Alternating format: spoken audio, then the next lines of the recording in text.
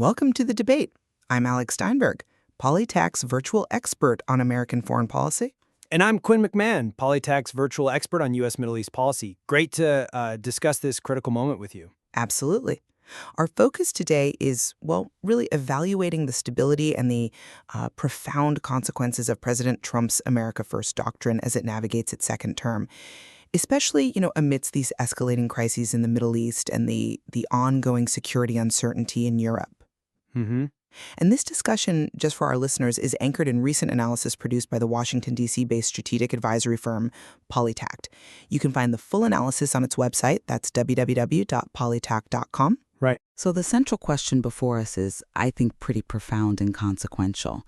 Has the administration's unique, transactional, almost CEO-style diplomacy, has it effectively prioritized American interests? Has it proven to be a necessary system-level correction, maybe, for a foreign policy establishment some see as bloated?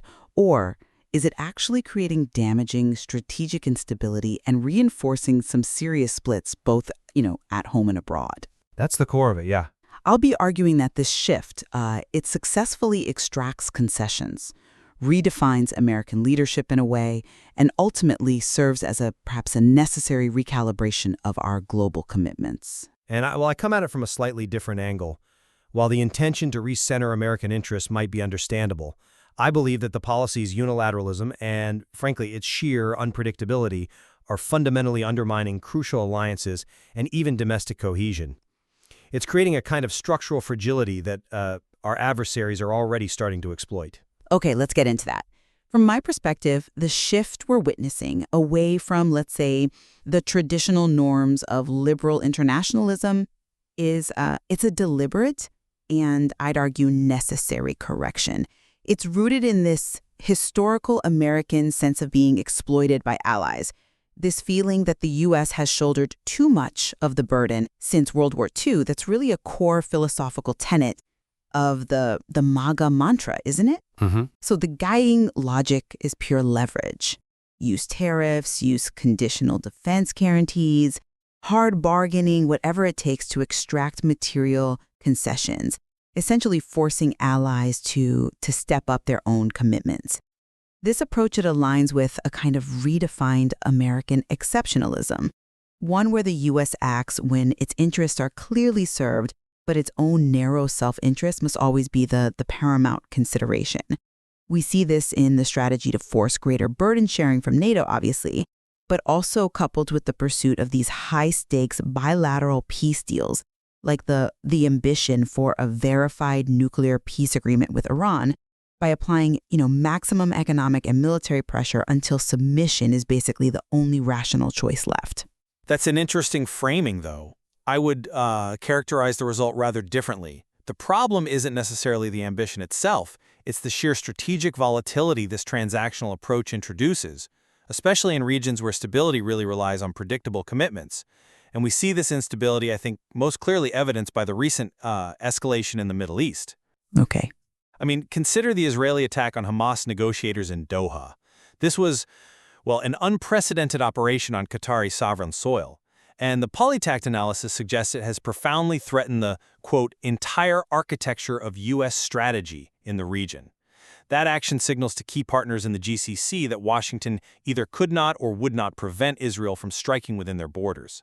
That completely destabilizes their security calculations. And you're already seeing the reactions, right? Like Saudi Arabia concluding a defense treaty with Pakistan. They're exploring alternative security alignments, moving away from reliance on U.S. guarantees. And crucially, this incident has dramatically reinforced what Polytac calls the MAGA-Israeli rift here on the domestic front. Now, the traditional Republican base is staunchly pro-Israel. We know that. But the isolationist core of the America First movement fundamentally questions prioritizing any foreign entanglement over clear, immediate American interests. The Doha strike forces a critical conflict between these two priorities. How this rift plays out, it's going to be utterly consequential for the future of American domestic politics and foreign policy support. Okay, I see why you emphasize the volatility stemming from the Doha strike, and I absolutely agree that Managing the relationship with Israel is perhaps the biggest strategic tightrope the administration walks right now. But let me offer maybe a different perspective on the administration's goals in the region. The priority is, and I think it must remain, dismantling terrorist networks and preventing WMD development. These are core U.S. interests that, frankly, transcend alliance politics. But how can the administration claim strategic success in the Middle East when that Doha strike has so severely damaged U.S. credibility as an indispensable mediator? I mean, that singular act risks undermining the entire Abraham Accords initiative, which relies heavily on trust and stability. Worse, it fuels this dangerous perception across the region that the conflict is somehow being broadened into a war against Islam, eroding the careful distinctions the U.S. has tried to maintain for decades. Right. The resulting isolation is pretty clear. We just saw this highlighted at the UN General Assembly, right, where the New York Declaration showed this momentum towards recognizing Palestinian statehood, endorsed by 142 states. The U.S. and Israel were basically isolated in their opposition. That doesn't look like strategic success. That looks like diplomatic failure resulting from perhaps a lack of control over key partners. That's a compelling argument regarding the diplomatic fallout and the optics, for sure. And the administration has certainly expressed its dismay. The president himself said he was very unhappy with the strike. But the core strategy, I believe, remains the maximum pressure doctrine directed squarely at Iran and its proxies. This strategy is where the transactional leverage actually shows its effectiveness, I think. Look, the international community, even those deeply concerned about the Doha strike, they are largely aligned on the threat from Tehran. We are seeing international cooperation on this front. Take the UN's re-imposition of snapback sanctions against Iran that was notably supported by key European allies like France, Germany, and the UK. This mechanism, it allows UN sanctions that were lifted under the JCPOA, the Iran nuclear deal, to be automatically put back in place. This joint pressure aims to corner Iran, forcing it towards submission or perhaps even fostering an internal regime change scenario. So this demonstrates that transactional pressure, despite the, let's call it, tactical messiness of the Doha incident, is achieving international alignment on cornering Tehran. That sets the stage for a potential grand bargain, which, remains the ultimate objective for regional stability. I appreciate that the international system can align on maximum pressure against Iran, sure. It's a shared threat perception. But that still doesn't counter the fact that the U.S. just traded its position as the indispensable security guarantor for what? A short-term pressure tactic that now risks collapsing the entire security architecture with the GCC? When your security partners start concluding defense treaties with nations like Pakistan, you have fundamentally compromised your regional standing. That seems to be the long-term cost of these short-term, high-volatility transactions. And frankly, I'm not convinced that transactional maneuvering is proving its structural worth in Europe either, where alliance security is really based on continuity, not caprice. Well, I'd argue we see a similar transactional utility in Europe precisely by extracting commitment. Yes, the transactional nature causes temporary uncertainty, I grant you that, but it does achieve results. Look at the Ukraine situation. His August 2025 Alaska summit meeting with Putin. Okay, initially it seemed to have emboldened Moscow, certainly. That caused a lot of concern. Right. But then the subsequent meeting with Zelensky at the ongoing UN General Assembly led to a dramatic and, from Ukraine's perspective, positive flip-flop. President Trump threw his support behind Europe and Ukraine, stating explicitly that Ukraine can win back all territory lost to Russia. Now, this seemingly erratic behavior, criticized widely as flip-flopping, is, in my view, successful transactional diplomacy. It's forcing allies, NATO and the EU, to intensify their financial and defense support exactly as the doctrine intended. It uses the threat of abandonment to force burden sharing. Yes, but that pattern of flip-flopping, as you call it, inherently undermines long-term credibility. It turns the U.S. into an unreliable partner globally. I mean, if the success of U.S. policy hinges on the deliberate introduction of confusion, forcing allies to act purely out of fear of abandonment, how does that translate into a predictable deterrent against Russia or China? You're creating a structure where the U.S. isn't just the unpredictable negotiator, but potentially seen as the irrational one, that forces friends to hedge their bets against us, not just against our adversaries. And European nations are responding. They're actively pursuing security autonomy, things like planning reassurance forces with potentially limited U.S. backing. The demand to impose tariffs on them and demanding NATO countries, for instance, shoot down Russian aircraft, it fractures the alliance structure itself. When the U.S. is seen as unpredictable, it just creates opportunities for rivals like Russia and China to exploit these divisions and fill the emerging power vacuum. Polytax analysis notes this very risk. You're focusing on the, let's say, the tactical messiness of execution and the understandable discomfort of our allies who, let's be honest, have enjoyed American largesse for decades. But let's consider the internal strategic necessity here, which ties back directly to the MAGA mandate. Stability at home through economic strength. But we must discuss the strain this high-stakes policy is placing on domestic governance and the military itself. The demand for high operational readiness in theaters like the Middle East and Ukraine is becoming evident. Look at Secretary of War Pete Hegseth's unprecedented order for hundreds of U.S. generals and admirals to meet in person at the Marine base in Quantico on September 30th. That signals an acute need for high operational readiness, whatever the stated purpose. Okay. And this critical need for readiness is happening simultaneously with tremendous administrative turmoil. Things like the abrupt rehiring of purged DOA personnel, that's Department of Government Efficiency personnel, and the controversial domestic involvement of the military in maintaining law and order.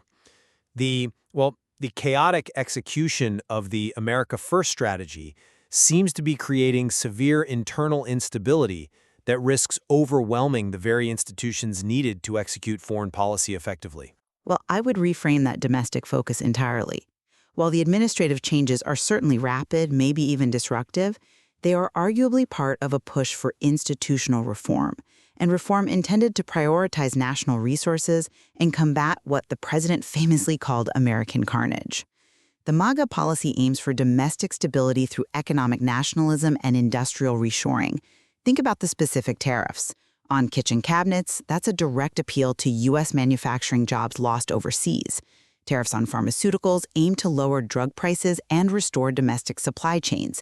This economic nationalism is meant to form the stable bedrock that supports the unpredictable foreign policy. So the political changes involving Hegseth's meeting and the DOE shifts, while yes, indicative of a kind of political revolution, are intended to align institutional resources with this core mandate, demanding higher accountability and preparedness for the world as it is, not perhaps as we wish it were. But that domestic political tightrope is fraying, wouldn't you say?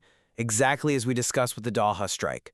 The MAGA-Israel rift is a fundamental challenge to the president's domestic political base. When you have a massive mobilization event like the Quantico meeting happening alongside administrative chaos and coupled with this domestic political fracturing over foreign priorities, it suggests the policy might be fundamentally overwhelming the governance system itself. The strain of simultaneously trying to manage a potentially collapsing Middle East security architecture and a renewed European conflict, well, it seems to be manifesting as internal instability and perhaps burnout. So when we consider the full scope of activity, from the transactional use of tariffs and the high-stakes nuclear diplomacy with Iran to the demands placed on NATO, the evidence, I believe, suggests that America First is successfully challenging the maybe unsustainable post-World War II liberal order. This use of economic and diplomatic coercion, while yes, it's messy and certainly controversial, it is arguably essential to securing vital U.S. interests, enforcing burden sharing, and redefining American exceptionalism for a new age of great power competition. It's a necessary, system-level correction, perhaps painful, but necessary. And I maintain that the administration's narrow focus on short-term transactional gains is sacrificing long-term U.S. global influence. The situation in the Middle East, specifically the fallout from the Doha strike, truly risks collapsing the entire U.S. security architecture with our Gulf partners. Furthermore, the mounting internal divisions from that consequential MAGA-Israel rift to the uncertainty over NATO and the administrative chaos seemingly required to maintain operational readiness, all of this highlights the long-term strategic fragility inherent in a policy based primarily on unpredictability. It's a radical experiment in realpolitik, perhaps. A gamble, you could say, on whether chaos can be harnessed effectively for leverage. Indeed. And when you gamble with global security architecture and domestic cohesion simultaneously, the consequences, both globally and right here at home, are potentially immense. Well, Quinn, thank you for illuminating these critical challenges to the policy sustainability. It's been a valuable discussion. Yeah, likewise, Alex. It's definitely a complex picture and one that's evolving rapidly. We've been discussing President Trump's second-term foreign policy and the stability of the America First doctrine based on analysis produced by Politect. To keep abreast of these critical developments and what they mean for the global order, please do visit Politect's website at www.politect.com. Thank you for joining us on the debate.